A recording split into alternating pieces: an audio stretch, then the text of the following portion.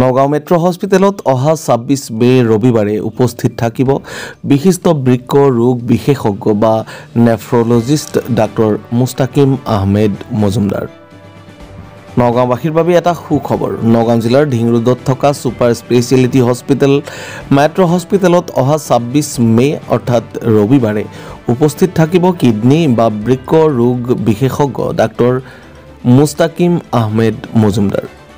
কিডনিৰ যিকোনো জটিল সমস্যা, কিডনিৰ ক্ৰিয়া বন্ধ হৈ যোৱা, কিডনি ডায়ালাইচিছ, কিডনিৰ পাথৰ, ডায়েবেটিছ ৰোগীৰ কিডনিৰ সমস্যা, কিডনিৰ সংৰোপণ, কিডনিৰ বায়পচি আদি সমস্যাৰ বাবে সপ্তাহৰ প্ৰতিটো বৃহস্পতিবাৰে নগাঁও মেট্ৰ' হস্পিটেল ও ৰিচাৰ্চ চেণ্টাৰত বিশিষ্ট কিডনি ৰোগ বিশেষজ্ঞ ডাক্তৰ মুস্তাকিম মজুমদাৰৰ সৈতে সাক্ষাৎ কৰিব পাৰিব বুলি মেট্ৰ' হস্পিটেলৰ কৰ্তৃপক্ষই জানিবলৈ দিছে।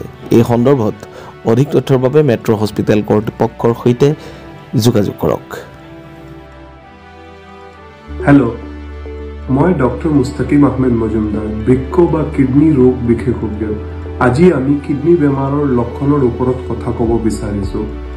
কিডনি বেমাৰৰ সদায় লক্ষণ নাথাকিবও পাৰে, কিন্তু যদি আপোনাৰ ভৰি বা মুখ ফুলে, পেচাব ৰঙা হয় বা পেচাবত ফেন উঠে, কমজুৰি লাগে, ভাগৰ লাগে, উশাহ লোৱা দিগদাৰী হয়, বমি ভাৱ হয়, বমি হয়, খোৱাৰ ৰুচি কম হয়, হিমোগ্লোবিন কমি আহে, তাহলে আপনাৰ কিডনি বেমাৰ হ'ব পাৰে।